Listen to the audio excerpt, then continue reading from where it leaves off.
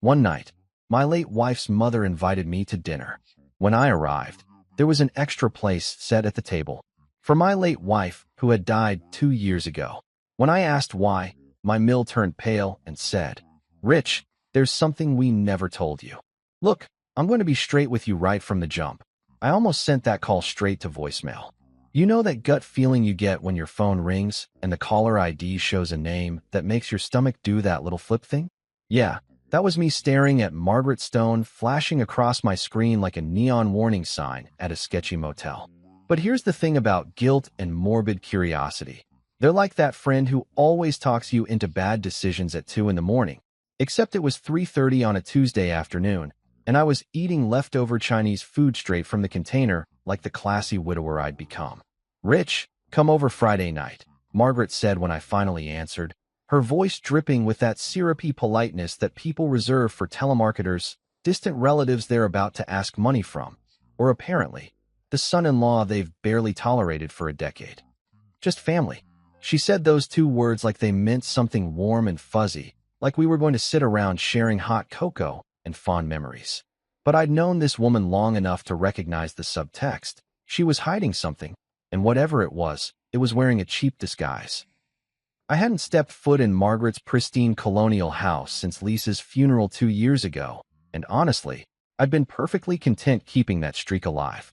The woman never liked me. Not from day one when I showed up to meet Lisa's parents wearing jeans that had seen better days and driving a Honda Civic that made concerning noises when it turned left. Margaret had this way of looking at me like I was a persistent stain on her Persian rug, something she tolerated only because her daughter had inexplicably chosen me. She used to tell Lisa I was too practical for her, which was Margaret speak for too broke and too ordinary. Translation: I didn't summer in the Hamptons or know which fork to use at fancy restaurants, and apparently, that was a moral failing. But here's where it gets stupid. I said yes. Because guilt is a hell of a drug, and the ghost of my dead wife has a really persuasive way of making me do things I know are bad ideas. It's like she's still nagging me from whatever cosmic waiting room she's hanging out in, whispering, "Just go, Rich. What's the worst that could happen?" Famous last words, really. So Friday rolled around, and I actually made an effort. I found a button-down shirt that didn't look like I'd fished it out of the laundry basket, which I definitely had, but I ironed it, so that counts for something. I stopped at the liquor store and bought a bottle of wine that cost slightly more than a full tank of gas, because apparently, that's the price point where you show you care, but not so much that you're trying too hard. I even brushed my hair and put on shoes that weren't sneakers, which for me is basically black tie formal at this point. The drive over was exactly 17 minutes of me rehearsing small talk in my head and wondering if it was too late to fake a stomach virus. Margaret's neighborhood was one of those places where every lawn looked like it had been manicured with nail scissors, and every house screamed, "We have money, and we want you to know it." Her place sat at the end of a cul-de-sac, all white columns and black shutters, looking like something out of a magazine spread titled Traditional Elegance, or Places Where Fun Goes to Die. I parked on the street because Margaret had a thing about driveways and oil stains, rang the doorbell, and immediately regretted every decision that had led me to this moment. When she opened the door, she was wearing pearls, actual pearls, and a smile that didn't quite reach her eyes. "Rich, so glad you could make it," she said, like I'd just arrived at a hostage negotiation disguised as a dinner party. The house smelled exactly like I remembered: roasted chicken, expensive candles, and that particular scent of old money that's somehow both comforting and suffocating. Everything looked painfully familiar. The antique grandfather clock in the hallway that ticked too loud, the family photos arranged just so on the mantel, the spotless hardwood floors that made you feel guilty for existing.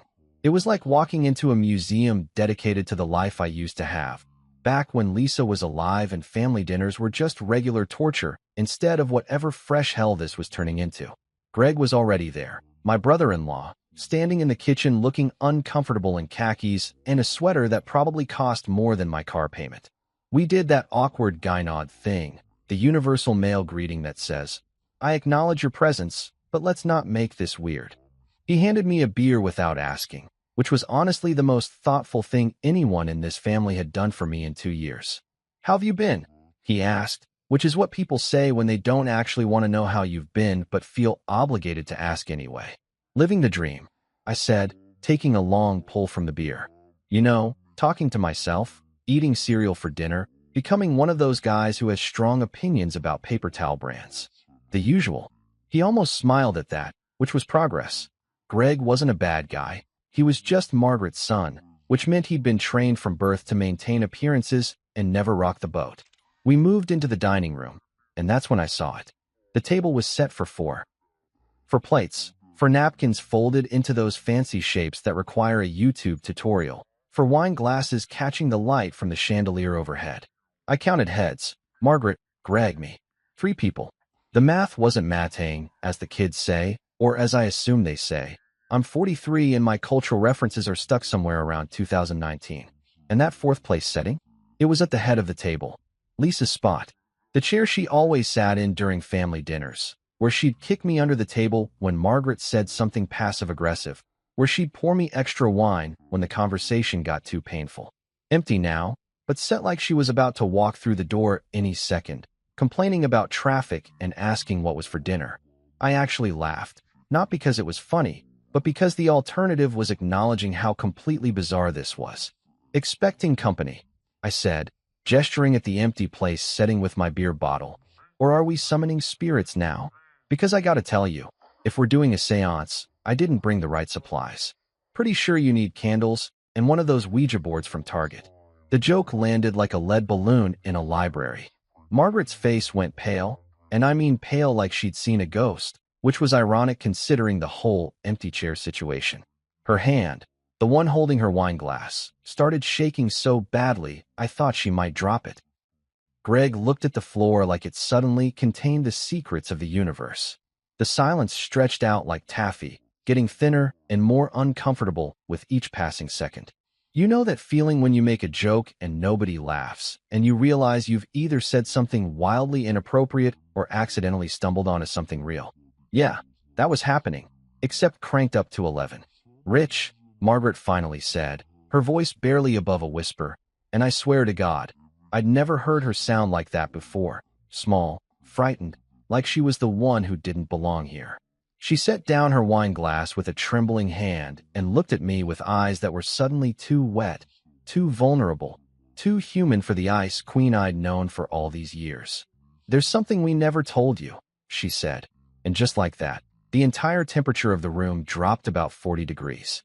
Greg's face had gone from uncomfortable to full-on panic mode, and I was standing there with a beer in one hand and my car keys in my pocket, trying to figure out if I could make it to the door before whatever bomb they were about to drop actually detonated. About Lisa, Margaret continued, and my stomach did that thing where it simultaneously drops into your shoes and climbs into your throat. About who she really was.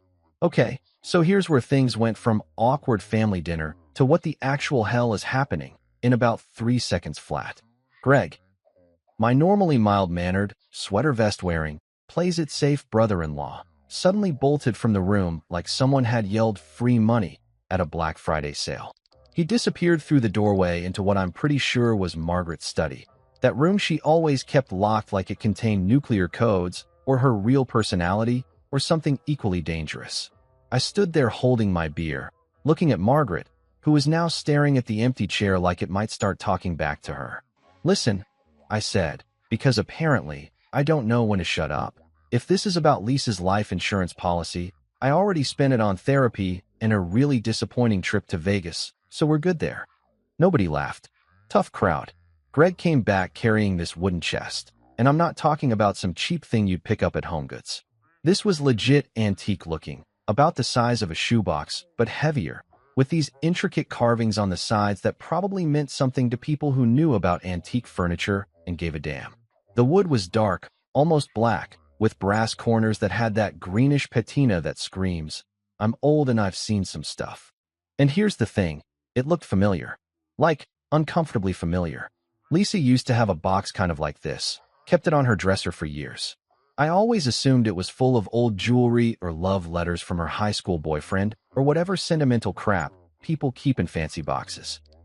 I'd never actually looked inside because, you know, boundaries and also basic human decency. Plus, Lisa had this way of glaring at you when you touched her stuff that could freeze lava. Is this her stuff? I asked, setting down my beer because my hands suddenly felt too sweaty to hold anything. My voice came out weird, tight in a way that I didn't like. Because if we're going through her things, I should probably be more drunk for this conversation. Margaret didn't answer. She just looked at Greg with this expression that I couldn't quite read, somewhere between "please don't do this" and "we don't have a choice." Greg's face had gone pale, like someone about to confess to a hit and run or tell their parents they'd failed out of college. His hands were shaking as he pulled out this brass key from his pocket, small, old-fashioned, the kind of key that definitely didn't come from Ace Hardware. He slid the key into the lock, and I heard this soft click that sounded way too loud in the suddenly silent dining room. When he lifted the lid, I could see papers, letters, documents, photographs, all jumbled together like someone had packed them in a hurry. The paper was yellowed at the edges, and I could smell that old book smell, musty and familiar and wrong all at the same time. Right on top was a note, handwritten, and I recognized that handwriting immediately. Lisa's distinctive scrawl, all loops and slants, and the way she crossed her T's too high. I'd seen that handwriting on grocery lists, birthday cards, passive-aggressive notes on the fridge about me leaving dishes in the sink. Seeing it now made my chest do this weird thing where it felt too tight and too empty at the same time. I reached for the note before anyone could stop me, my hands moving on autopilot. The paper felt fragile, like it might crumble if I held it too hard. The message was short, classic Lisa, straight to the point with just enough drama to make you wonder if she was serious or messing with you. If you're reading this, something went wrong. Burn everything. Trust no one. I actually laughed, like, full-on laughed out loud, the kind of laugh that's not really about humor, but about your brain short-circuiting because it doesn't know how else to process information. That's my girl, I said, waving the note around like it was a winning lottery ticket. Dramatic to the end. What's next? A treasure map? Secret codes? Please tell me there's at least one cryptic riddle because that would really complete the whole spy thriller vibe we've got going here. But then Greg pulled out a photograph, and I swear to God, the room started spinning. It was Lisa, definitely Lisa. I'd know that face anywhere, but younger, maybe mid-20s, wearing clothes I'd never seen before. She was standing outside some fancy building, one of those old brownstones that screams old money, and we summered in Martha's Vineyard before it was cool. And she wasn't alone. There was a guy next to her, tall, clean-cut, wearing a suit that probably cost more than my current wardrobe times 10. And here's the really messed up part. He looked like me. Not exactly like me, because this guy was clearly living his best life in a tax bracket I'd never even visit, but the resemblance was there.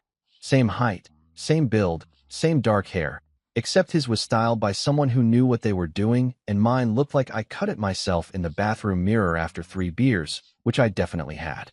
But this guy, he had that confidence, that polish, that whole, I've never worried about money a day in my life, energy that I would never possess even if I won the lottery. His smile was perfect, his posture was perfect, everything about him screamed, I belong in a Ralph Lauren ad. I flipped the photo over with shaking hands. There was writing on the back in someone else's handwriting. Neat, precise, the kind of penmanship they don't teach anymore. Just a name and a date. William Carrington 4, July 2008. Who the hell is this? I asked, and my voice came out sharper than I intended.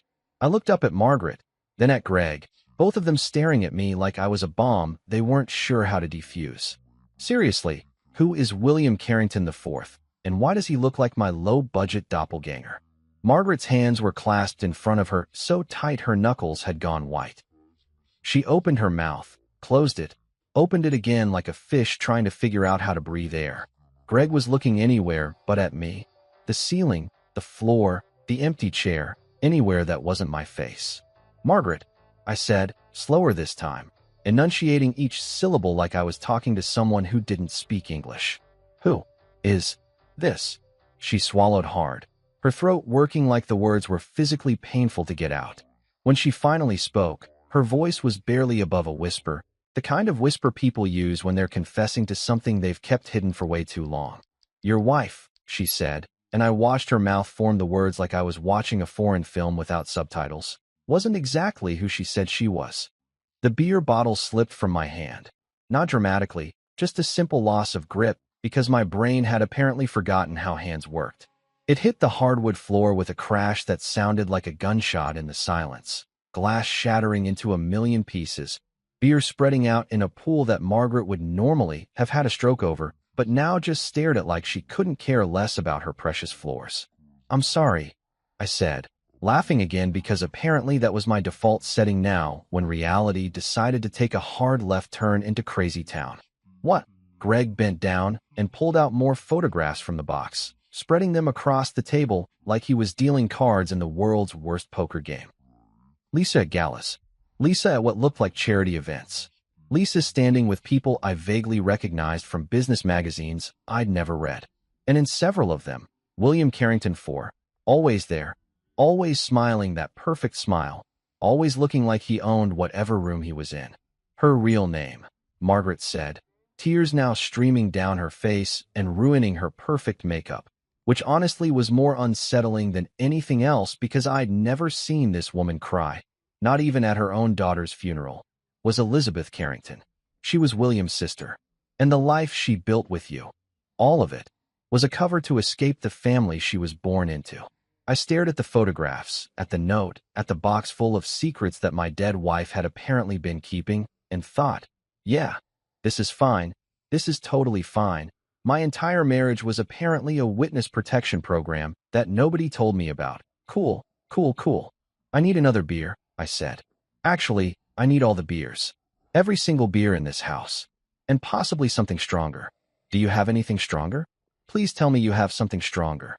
So there I was, standing in Margaret's dining room surrounded by photographic evidence that my entire marriage had been built on lies, holding a fresh beer that Greg had wordlessly shoved into my hand, because apparently alcohol was the only reasonable response to finding out your dead wife was secretly a runaway heiress. I was about 3 seconds away from either laughing hysterically or flipping the entire dining room table when the doorbell rang. Not a normal doorbell ring, either. This was one of those long, insistent rings that said, "We're not going away," mixed with just a hint of "This is official business." The kind of ring that makes your stomach drop because nothing good ever comes from a doorbell that aggressive at 7:30 on a Friday night. Margaret's head snapped toward the door so fast I thought she might get whiplash. Greg, who'd been in the middle of pulling out yet another incriminating document from the box of secrets, froze like a deer that had just heard a gun cock. The look they exchanged wasn't the usual sibling telepathy thing. This was pure, unfiltered panic. "Are you expecting someone?"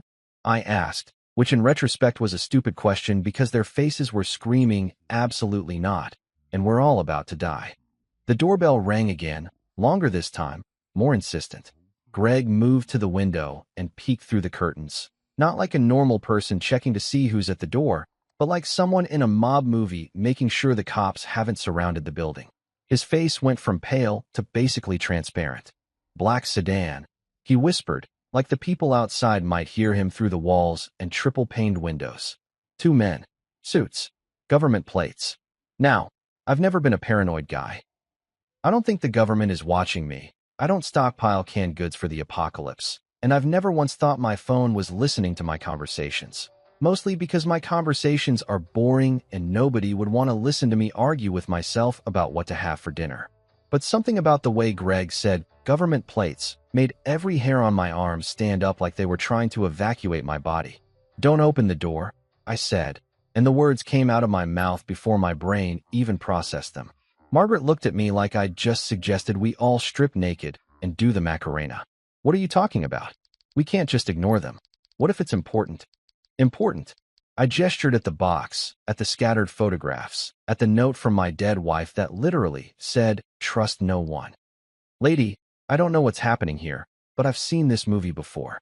This is the part where the mysterious men in suits show up asking questions, and it never, and I mean never, ends with cookies and polite conversation.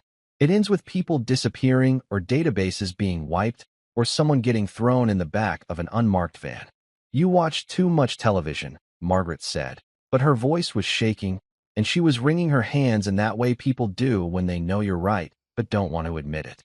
The doorbell rang a third time, and now someone was knocking, hard, official knocks that sounded like they were using the meaty part of their fist instead of their knuckles. Mrs. Stone, we need to speak with you. It's regarding your daughter's estate. Estate. Right. Because mysterious government men always show up unannounced on Friday nights to discuss estate matters. Sure. And I'm the Queen of England. Back door, I said, already grabbing the wooden box and shoving it under my arm like it was a football, and I was making a desperate play for the end zone. Where's your back door?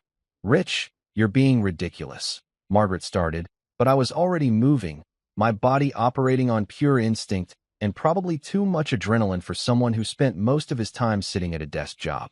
Greg, bless him, pointed toward the kitchen. Through there, past the mudroom. But Rich, maybe we should just what? Open the door and have a nice chat about how Lisa was apparently a completely different person? About this box full of whatever the hell this is. I was speed walking through her pristine kitchen now, past the granite countertops and the fancy espresso machine that probably cost more than my car. No thanks. I've survived 2 years of grief counseling and awkward condolence casseroles. I'm not about to get disappeared by the men in black over information I didn't even know existed until 20 minutes ago. I could hear Margaret protesting behind me. Something about me being paranoid and overreacting and how we needed to handle this properly. But I was already in the mudroom, fumbling with the back door lock. My hands were shaking, from adrenaline or fear or the sheer absurdity of the situation. I couldn't tell. The lock finally clicked, and I burst out into Margaret's perfectly manicured backyard like a middle-aged man escaping from a particularly dangerous PTA meeting. The cool night air hit my face, and I could hear voices from the front of the house now. Official-sounding voices that definitely didn't belong to neighbors asking to borrow sugar. I ran across the lawn, probably destroying Margaret's precious grass in the process, clutching the wooden box to my chest like it contained the nuclear codes and my dignity. My car was parked on the street, thank God, about 50 yards from where I was currently doing my best impression of a fugitive. I could see the black sedan parked directly in front of Margaret's house, sleek and ominous, and exactly like every government vehicle you see in movies when things are about to go sideways. 2 men in dark suits were at the front door, one of them holding up some kind of badge or ID. I hit the unlock button on my key fob from across the yard. Worst decision ever, by the way, because my car made that stupid chirping sound that might as well have been a foghorn announcing fleeing person right here. I dove into the driver's seat, threw the box on the passenger side, and jammed my key into the ignition with shaking hands. The engine roared to life, and by roared, I mean it made that concerning rattling sound it always makes when I start it cold, but at that moment, it sounded like the sweetest symphony ever composed. I threw the car into drive and hit the gas, my tires squealing against the pavement in a way that was definitely going to leave marks and probably wake up every dog in the neighborhood. In my rearview mirror, I could see one of the suits turn his head toward the sound. He said something to his partner, and they both started moving toward their sedan with that purposeful walk that said they were about to pursue. But I had a head start, and my piece of crap Honda might sound like it's dying, but it can move when it needs to. I blew through the stop sign at the end of Margaret Street. Sorry, traffic laws, we'll catch up later. And took a hard right that made the box slide across the passenger seat and crash into the door. The sedan was pulling out behind me now, their headlights cutting through the darkness like searchlights. Okay, I muttered to myself, gripping the steering wheel so hard my knuckles were white. You're being chased by government agents because your dead wife was secretly rich and left you a box of God knows what. This is fine. This is totally normal. Just another Friday night. I took a left, then another right, weaving through the suburban streets like I was in a car chase scene, except way less cool and way more terrified. My heart was hammering in my chest so hard I thought it might actually break through my ribcage. The sedan was still behind me, maintaining a steady distance, not trying to catch up, but definitely not backing off either. I hit the main road and floored it, blowing past the speed limit by about 20 miles per hour. My car shook and rattled in protest, but it kept moving. The sedan matched my speed effortlessly, because of course it did, because government vehicles probably have engines that don't sound like they're coughing up a lung. By the time I merged onto the highway, I was laughing, actually laughing out loud, like a crazy person, which I guess I was now. The whole situation was so absurd, so completely insane, that my brain had apparently decided that hysterical laughter was the only appropriate response. Netflix thriller, I said to no one, to the box, to the ghost of Lisa wherever she was. My life just turned into a Netflix thriller, and I haven't even finished dessert. I didn't even get dessert. Margaret's roasted chicken is still sitting on that table, and here I am running from the feds over secrets I don't even understand. The sedan eventually fell back. Whether they lost me or decided I wasn't worth the chase, I couldn't tell. But I kept driving, heading toward home on pure autopilot, my hands still shaking on the wheel, my mind racing faster than my crappy car ever could. I made it home in record time, which is impressive considering I spent half the drive checking my rearview mirror like a paranoid drug dealer and the other half questioning every life choice that had led me to this moment. My house, a modest two-bedroom ranch that Lisa and I had bought back when we thought we'd fill it with kids and golden retrievers and all that suburban dream nonsense, looked exactly the same as I'd left it 3 hours ago. Same peeling paint on the shutters, same overgrown lawn that I kept meaning to mow, same welcome mat that was more ironic than welcoming at this point. But something felt off. You know that feeling, right?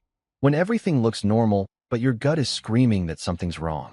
Yeah, that was happening in stereo. I sat in my car for a solid 5 minutes, engine off, just staring at my front door like it might suddenly sprout teeth and eat me. The wooden box sat in the passenger seat, innocent and ominous at the same time, like Pandora's box if Pandora had been a runaway heiress with a flair for drama and terrible communication skills. Okay, Rich, I said to myself, because talking to yourself is totally normal behavior and not at all a sign that you're losing it. You're going to go inside, lock every door and window like you're preparing for the zombie apocalypse, and figure out what the hell is in this box. Simple. Easy. What could possibly go wrong? Famous last words, right there. I grabbed the box, hustled to my front door with the speed of a man who watches too many crime shows, and got inside. First thing I did, locked the door. Second thing, locked it again, because apparently one lock wasn't enough for my newly paranoid brain. Then I dead-bolted it, chained it, and for good measure, shoved a chair under the doorknob like I was barricading myself against a home invasion. The air inside felt too still, too quiet. Usually, my house has this lived-in quality. The hum of the refrigerator, the creak of old pipes, the general ambience of a place that's seen better days but still functions. But right now, it felt like the house was holding its breath, waiting for something bad to happen. I dumped the contents of the box onto my dining room table, the same table where Lisa and I used to eat breakfast, argue about whose turn it was to do dishes, plan vacations we never took. Now it was covered in evidence of a life I apparently knew nothing about. Old newspaper clippings, yellowed with age and smelling like attics and secrets. Financial records with numbers that had way too many zeros. Photographs of Lisa, no, Elizabeth Carrington, at events I'd never heard her mention, wearing clothes I'd never seen, smiling that smile I knew so well, but aimed at people I'd never met. And then I saw the headline. Front page of the Boston Globe, dated 15 years ago. Prominent banking heir William Carrington, 4 missing. Foul play suspected. I had to read it 3 times before my brain processed the words. William Carrington 4, the guy from the photo, the one who looked like me if I'd been born into money and better genetics, was missing. Presumed dead, according to the article. His car had been found abandoned near the harbor. No body, no witnesses, just gone like he'd been erased from existence. And Lisa, Elizabeth, had been his sister, which meant she'd lost her brother, probably around the same time she decided to disappear and reinvent herself as Lisa Carter, ordinary woman who married an ordinary guy and lived an ordinary life. Except nothing about this was ordinary. I poured myself a drink, whiskey, straight, because beer wasn't going to cut it anymore. My hands were still shaking as I sorted through more documents. Bank statements from accounts I'd never heard of. Letters addressed to Elizabeth Carrington at addresses in Boston, New York, somewhere in Connecticut. Legal documents with words like trust fund and beneficiary and numbers that made my head spin. So let me get this straight, I said to the empty room, to the ghost of Lisa, to the universe in general. You were loaded. Like stupid rich. And you decided to slum it with a middle-class IT guy who clips coupons and drives a car that sounds like it's actively dying. That was your brilliant plan. The house didn't answer, which was probably for the best because if it had, I would have completely lost it. I took a long drink, letting the whiskey burn its way down my throat, and kept digging. There were more articles about William Carrington, business deals gone wrong, allegations of money laundering, suspicious transactions involving offshore accounts. The Carrington family was apparently knee-deep in shady financial dealings, the kind of stuff that makes headlines and ruins lives and ends with people mysteriously disappearing. And then I found another article, this one smaller, buried in the business section. Elizabeth Carrington, daughter of banking magnate Thomas Carrington, reported missing. The date was a year after her brother's disappearance. The article was brief. Family declined to comment. Police investigating, no leads. And then nothing. Like she'd just vanished into thin air. Except she hadn't vanished. She'd become Lisa. She'd moved across the country, changed her name, built a whole new life, and somehow ended up married to me. A guy so ordinary that I once got excited about a sale on paper towels. I was halfway through my second drink, my brain spinning with conspiracy theories and questions I'd never get answers to, when I heard it. A soft click. So quiet I almost missed it under the sound of my own breathing and the blood rushing in my ears. It came from the back of the house. The back door. The door that led to my pathetic excuse for a backyard and that I never used because the lock was sticky, and who comes in through the back door anyway? Apparently, people who break into houses, that's who. My entire body went cold. Not the dramatic movie kind of cold, but the real kind. The kind where your blood actually feels like it drops 10 degrees and your stomach does that thing where it tries to climb out through your throat. I froze, whiskey glass halfway to my lips, listening so hard I thought my ears might start bleeding. Another sound, soft, deliberate. Someone was trying to be quiet, trying not to be heard, which was way worse than someone just kicking down the door and announcing their presence. Then came the sound of glass breaking. Not loud, not a crash, just a soft tinkle of glass hitting tile, like someone had carefully broken the small window next to the back door. The window I'd been meaning to replace for 6 months because the lock didn't work properly. Of course, I muttered, setting down my glass as quietly as I could. Right on cue. Because why wouldn't people break into my house on the same night I find out my dead wife was secretly a rich fugitive? That makes perfect sense. This is totally how Friday nights should go. I could hear movement now, careful, measured footsteps on my kitchen linoleum. Multiple people, because apparently one home invader wasn't enough for whatever cosmic joke my life had become. Male voices, low and professional, the kind of voices that belong to people who break into houses for a living. "Check upstairs," one of them said, and I swear my heart stopped beating for a solid 3 seconds. My brain kicked into survival mode. That primal part that apparently still works even when you're a middle-aged guy who hasn't run anywhere faster than a brisk walk in about 5 years. I grabbed the box, because leaving behind the thing people were clearly breaking in to steal seemed stupid, and headed for the stairs, taking them 2 at a time as quietly as I could, which wasn't very quiet because my stairs creak like they're auditioning for a haunted house soundtrack. The attic. I had an attic with a crawl space that Lisa used to make fun of me for never cleaning out. "It's full of spiders and your broken dreams," she used to say. Right now, those spiders and broken dreams were looking like my best option for survival. I yanked down the attic ladder.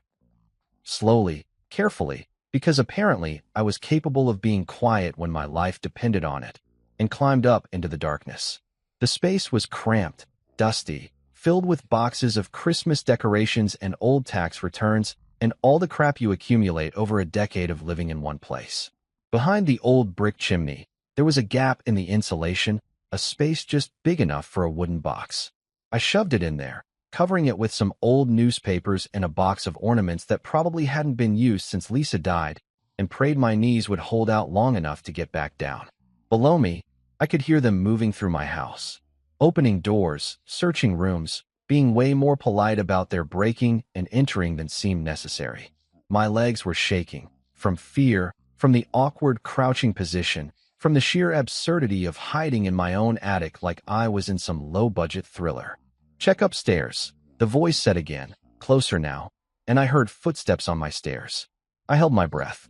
Actually held it, like I was underwater and surfacing would mean death. My Fitbit buzzed on my wrist, probably congratulating me on my elevated heart rate or asking if I was exercising, which would have been funny if I wasn't currently having a heart attack in my own attic. The footsteps reached the second floor. I could hear them checking the bathroom, the spare bedroom, my bedroom.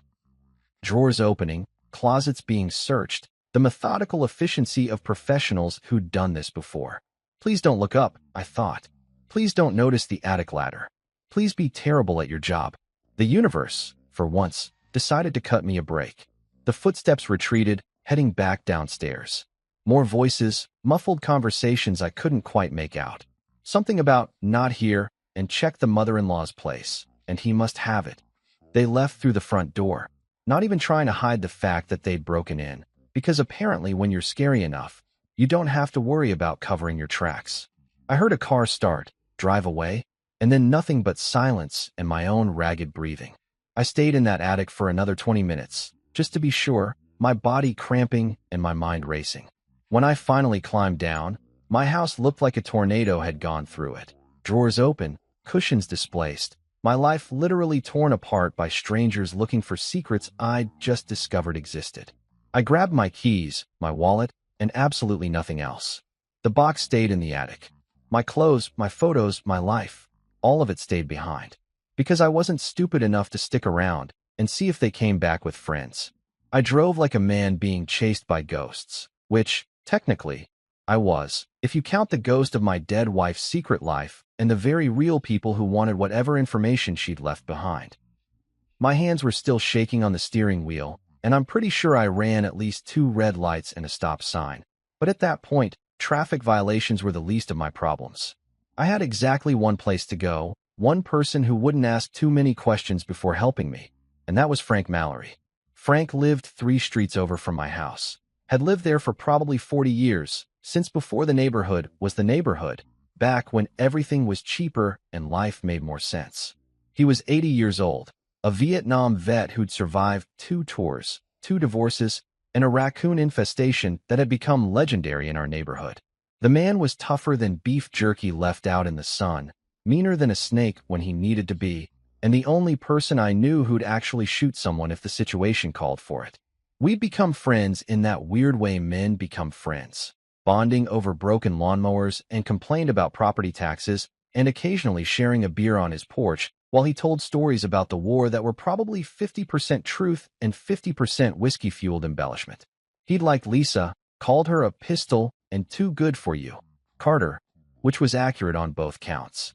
I pulled into his driveway at about 9:30, my headlights cutting across his front lawn and probably waking up his neighbors, but I was way past caring about suburban etiquette. His house was a modest ranch, similar to mine but better maintained, with an American flag out front that he took down every night at sunset and put back up every morning at dawn without fail. I practically fell out of my car and stumbled up to his front door, pounding on it like a man being chased by demons, which again, technically accurate. The porch light flicked on, and I heard the unmistakable sound of a shotgun being racked, that distinctive click-clack that you can't mistake for anything else, and that makes your entire body tense up even when you know you're not the target. The door opened about 6 inches, held by a chain, and Frank's weathered face appeared in the gap. He was wearing a bathrobe, one of those old man bathrobes that looks like it survived the Reagan administration, and holding his shotgun like he was born with it in his hands. His eyes were sharp though, alert in a way that made you remember this wasn't just some harmless old man, but someone who'd seen actual combat.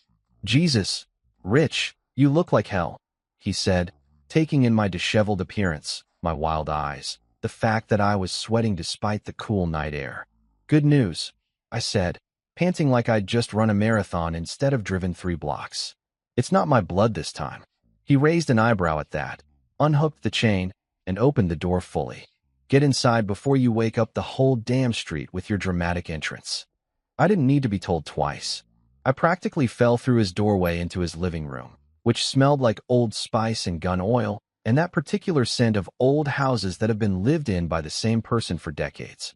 His walls were covered with military memorabilia, photos from Vietnam, his service medals in a shadow box, a flag that had been folded into that perfect triangle you only see at military funerals. Frank closed the door, locked it, and leaned his shotgun against the wall within easy reach.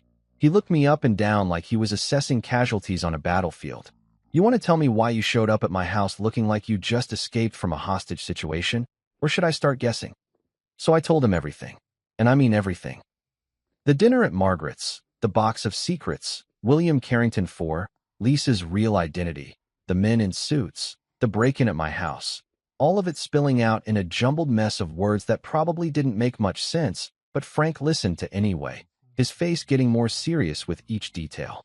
When I finished, he was quiet for a long moment, just staring at me with those sharp eyes that had seen too much and forgotten too little. Then he walked over to his liquor cabinet. Actual cabinet, not just bottles shoved in a kitchen cupboard like at my place, and poured 2 glasses of bourbon. Real bourbon, the expensive kind that people give as gifts and save for special occasions. He handed me a glass and knocked back his own in one smooth motion. "Your wife ever mention people after her?" he asked, his voice casual, but his eyes deadly serious. "No," I said, taking a shaky sip of bourbon that burned way better than the cheap whiskey I'd been drinking at home. "She mostly complained about my snoring and how I never put the toilet seat down. You know, normal married couple stuff." "Not exactly. Hey honey, by the way, I'm on the run from financial criminals, and my real name is Elizabeth." Frank walked over to the window and peeked through the curtains, scanning the street like he was checking for enemy combatants. "She told me once," he said quietly, still looking out the window. "If anything ever happened to her, keep you safe." I literally choked on my bourbon.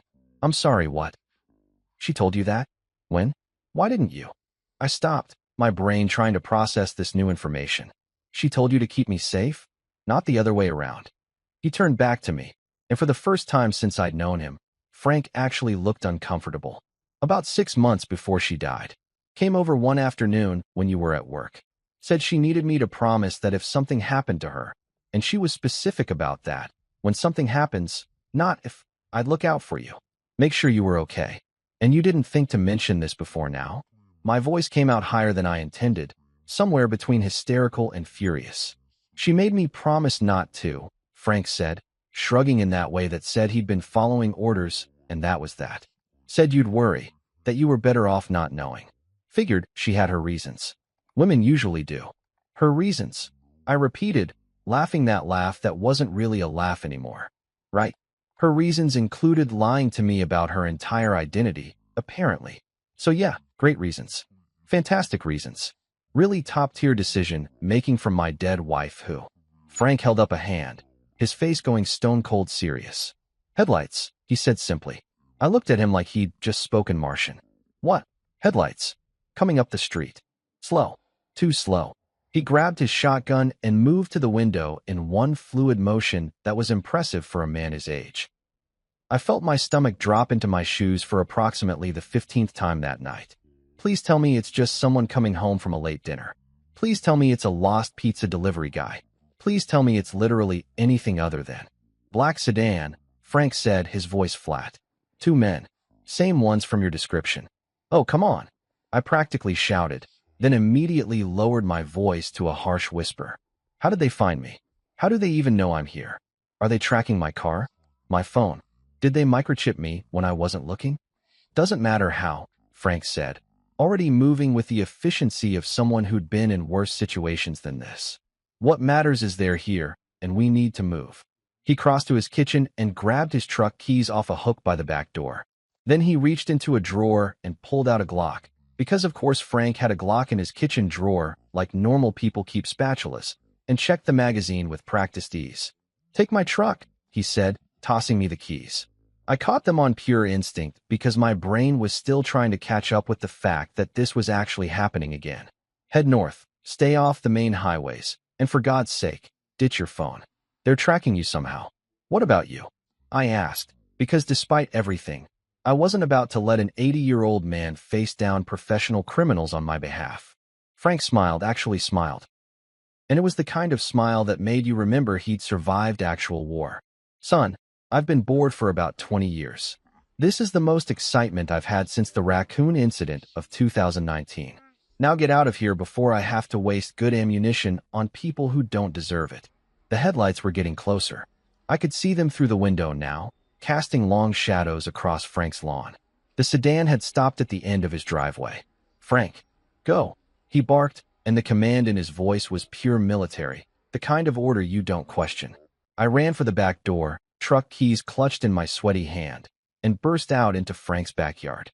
Behind me, I heard his front door open and Frank's voice, loud and authoritative and just the right amount of crazy.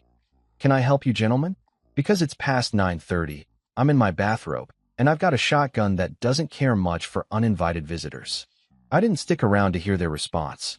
I vaulted over Frank's back fence. Well, more like clumsily climbed over while nearly giving myself a hernia, and sprinted to where he kept his truck parked in the alley behind his house. A 1990 Ford F-150, powder blue, with more miles on it than should be legally possible, but built like a tank, and probably more reliable than anything made in the last decade. The engine turned over with a roar that sounded like freedom and bad exhaust. I threw it into drive and peeled out of that alley like I was starring in my own action movie. Except I was a middle-aged IT guy having a complete breakdown and not a trained spy. So it was less cool action hero and more panic dad energy. As I turned onto the main road, I checked my rearview mirror and saw figures moving in Frank's front yard. I heard what might have been a warning shot. Frank wasn't actually going to shoot anyone, probably, but he definitely knew how to make people think twice. That's when I learned two things that night that I'd never forget. 1. Octogenarians still had guts and were capable of being absolute badasses when the situation called for it. And 2. I really should have married someone boring. Someone whose idea of excitement was trying a new restaurant or binge-watching reality TV. Someone whose biggest secret was that she didn't actually like my mother. But no, I had to marry Elizabeth Carrington, runaway heiress with a box full of incriminating evidence and enemies who drove black sedans and broke into houses in the middle of the night. Next time, I muttered to myself, gripping Frank's steering wheel and heading north like he'd told me, I'm dating an accountant. A nice, boring accountant whose family doesn't launder money or mysteriously disappear. My phone buzzed in my pocket. I pulled it out, saw it was Margaret calling, and Frank's words echoed in my head, "Ditch your phone." Without thinking too hard about it, I rolled down the window and threw my phone out onto the highway, watching it bounce and shatter on the asphalt. There, problem solved.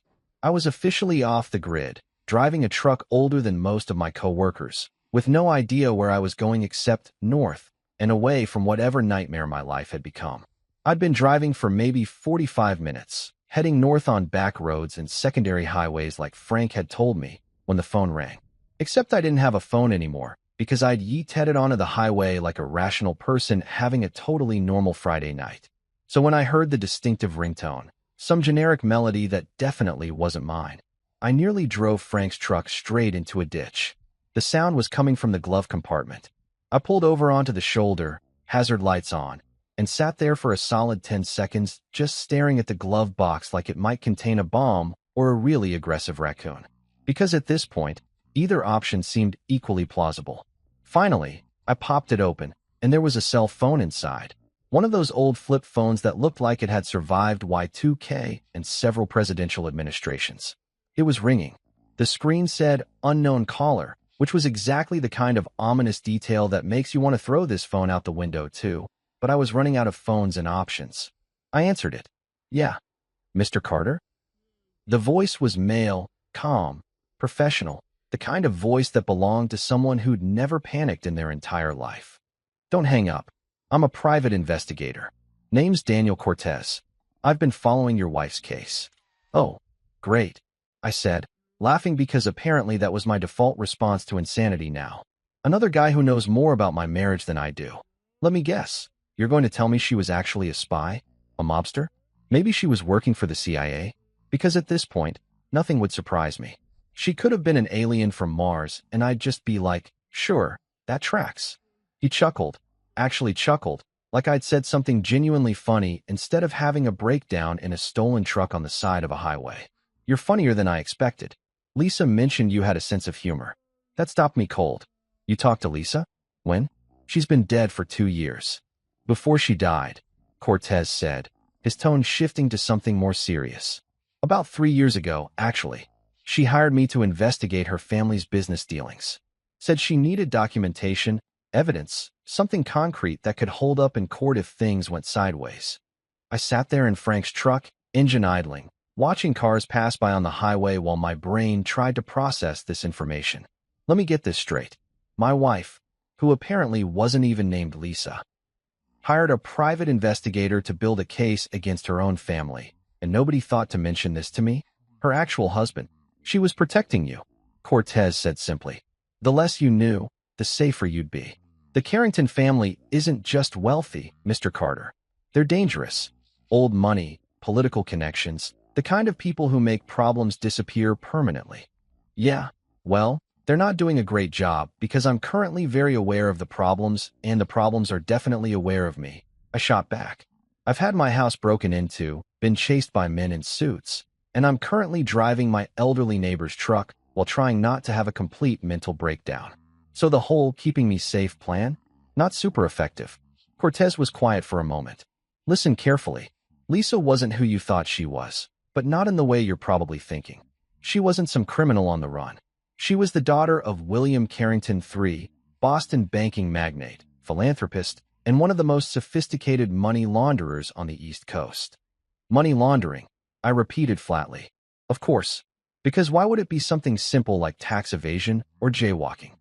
Her brother, William IV, the one you saw in the photos, he figured it out first. Found evidence that their father was using the family banks to wash money for everyone from corporate embezzlers to organized crime. He was going to go public, expose everything. 2 weeks later, his car was found abandoned at the harbor. No body, no witnesses. Case went cold within 6 months. I felt sick. Actually, physically sick, like I might need to open the truck door and lose what was left of my dinner on the side of the highway. And Lisa? Elizabeth, he corrected gently.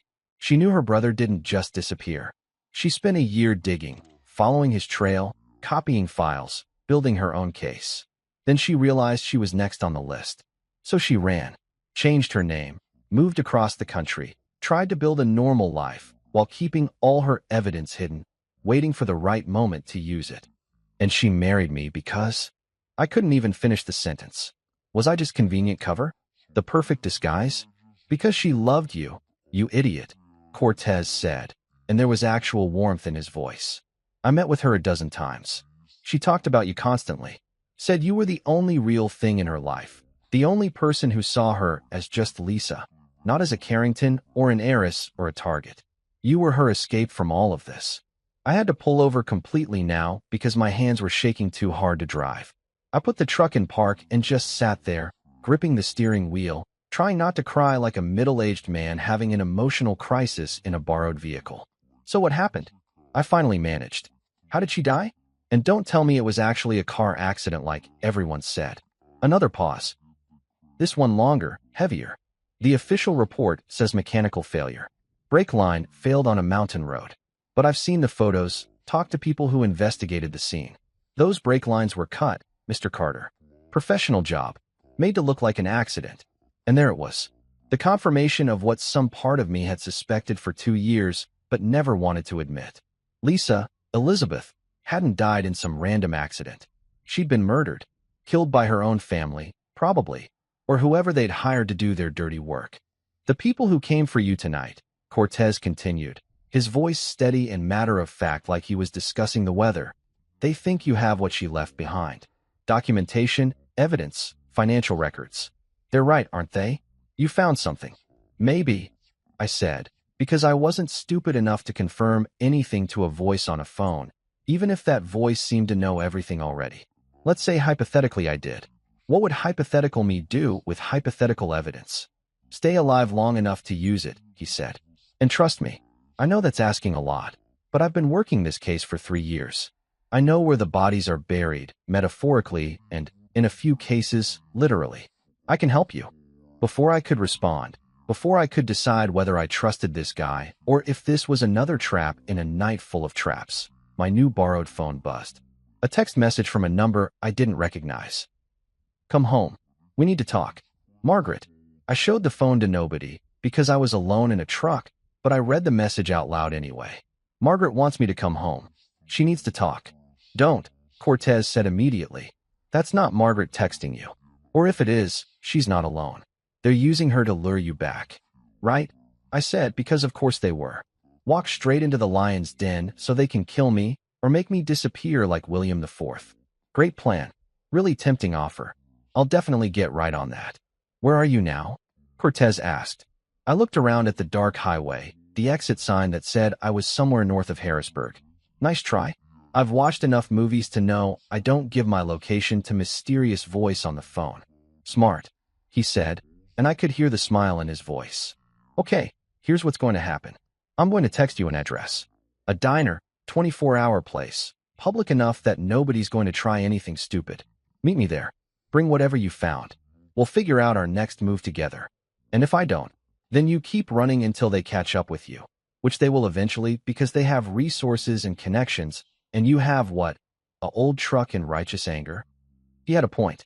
Or until you decide to go to the authorities, at which point you'll discover that half the authorities are either on the Carrington payroll or too scared to touch them. Your choice. My phone buzzed again, this time with an address, Sullivan's Diner, Route 22. Below it, another message, order the pancakes. They're the only thing worth eating at 3 a.m. Cortez. I sat there in Frank's truck, watching the occasional car pass by, thinking about Lisa, Elizabeth, and everything she'd hidden from me to keep me safe. Thinking about William IV at the bottom of some harbor. Thinking about brake lines cut on a mountain road. Why should I trust you? I finally asked. Because your wife did, Cortez said simply. And because right now, I'm the only person offering to help instead of hunt you. That's worth something. He had a point. A good point, actually. Fine, I said.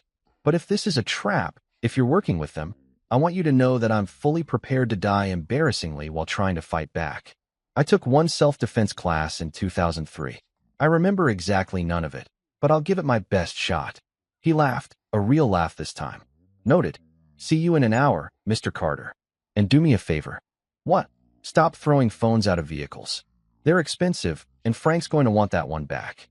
He hung up before I could ask how he knew about the phone-throwing incident, which was probably for the best, because the answer would have just freaked me out more.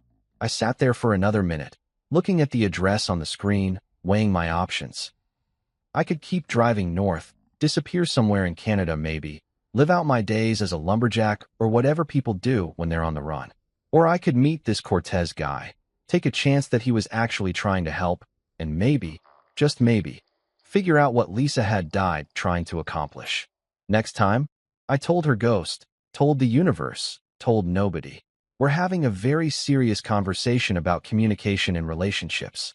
This whole secrets and mystery thing? Not working for me. I put Frank's truck in drive and headed for Sullivan's Diner, hoping pancakes and a private investigator would somehow make more sense than anything else that had happened tonight. Spoiler alert, they wouldn't. Sullivan's Diner looked exactly like every other 24-hour establishment that's seen too many truckers, too many bad decisions, and not enough health inspections. The neon sign flickered like it had a neurological condition. Half the letters were out, and the parking lot was populated by exactly 3 vehicles.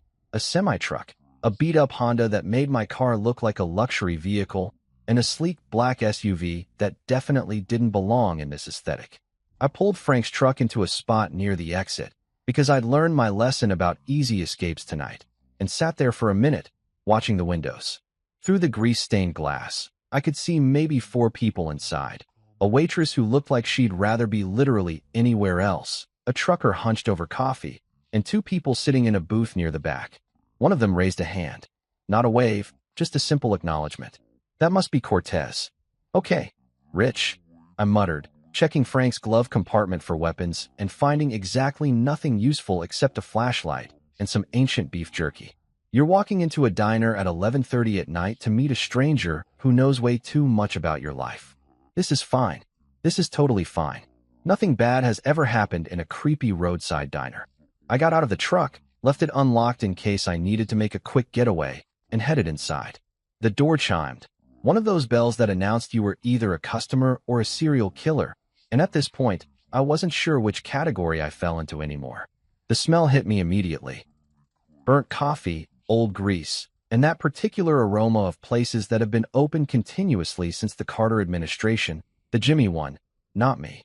The waitress looked up with the enthusiasm of someone who'd given up on life around her 3rd shift, nodded toward the back booth, and went back to staring at her phone. Cortez stood up as I approached.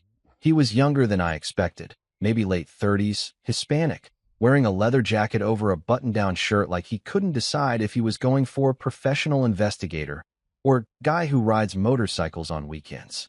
Clean cut, sharp eyes that missed nothing, and a handshake that was firm without being aggressive. "Mr. Carter," he said, "thanks for coming. Did I have a choice?"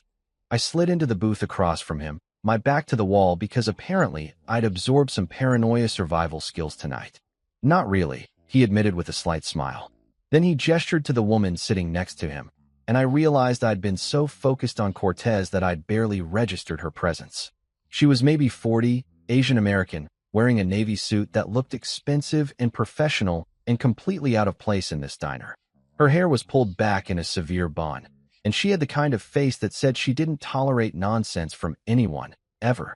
She looked like every lawyer from every legal drama I'd ever seen, except real and somehow more intimidating. "This is Joanna Lee," Cortez said.